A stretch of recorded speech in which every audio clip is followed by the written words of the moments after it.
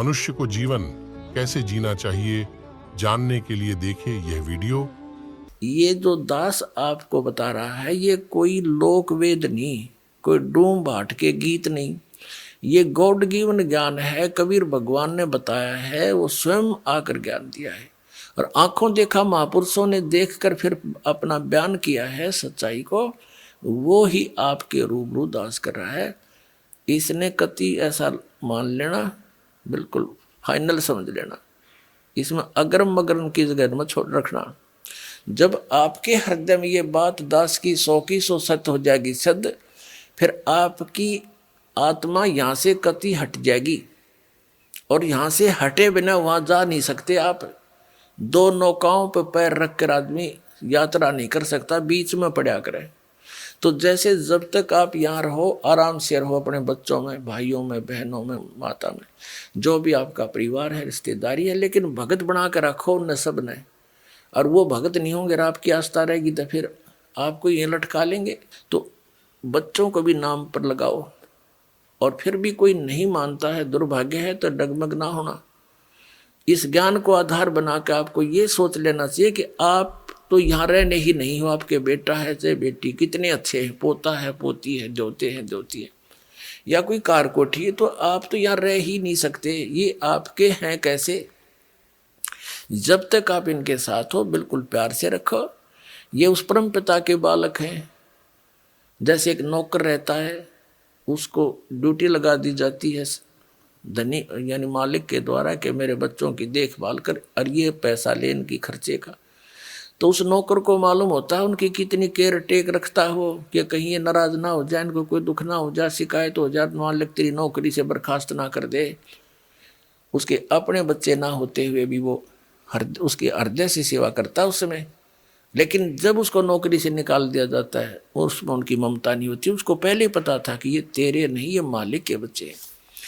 ये आपकी जो भूल कद मिटेगी वो तो समय आप बताएगा, लेकिन ये मिटानी पड़ेगी आपने। ये बच्चे आपके नहीं हैं, ये शरीर आपका नहीं है। कहते काया तेरी है नहीं, ये माया कहाँ से हो?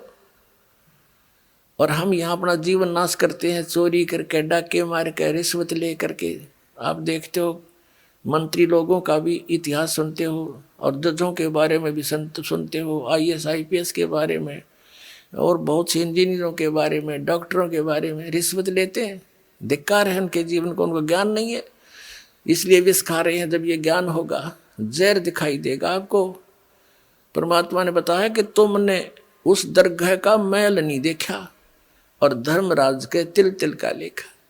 तुमने वो स्थान देखा को ना जहाँ काउंट होता है, वहाँ छुपा नहीं सकते, वहाँ गवाह की आवश्यकता नहीं है।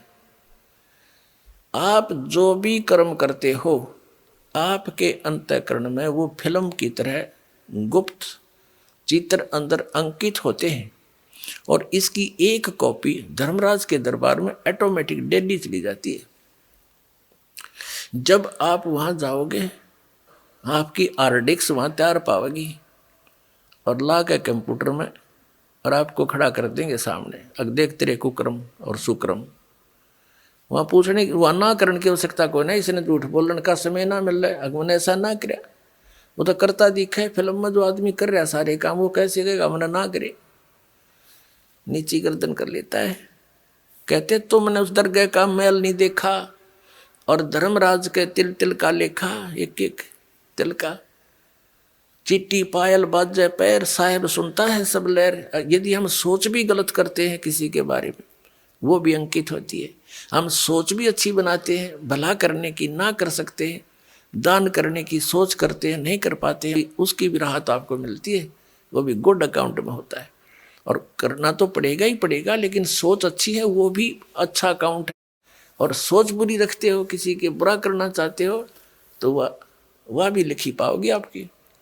तो परमात्मा कहते तुम इसलिए यहाँ गलती करके फंसे रहते हो, तुमने उस परमात्मा के न्याय स्थल को देखा नहीं है, जहाँ पर एक एक नए पैसे का अकाउंट आपने पूरा करना पड़ेगा। जो किसी का बुरा किया है, किसी का लिया है, दिया है, वह पूरा करना पड़ेगा तुमने। तो उसके लिए अब हम आपको एक परंपरा बताते हैं। ये ना समझना कि ये नियम सख्त हैं, ये बहुत आसान नियम बना दिए आपके। किसी से पैसे लेते हो फिर उसका देना पड़ेगा। ये कोई बालकों का खेल है? जैसे कोई रिश्वत लेता है या किसी और 2 नंबर से बकवाद करके किसी से ठग लेता है, वो पैसे उसने देने पड़ेंगे। इसमें ना किसी और जन्म में वो दामाद बन के ले जाएगा और खुश होकर देने पड़ेंगे और कई गुना हो जाएंगे तब तक। तो सिर में दर्द करने की आवश्यकता नहीं है। ये बिना ज्ञान के हम ऐसा करें।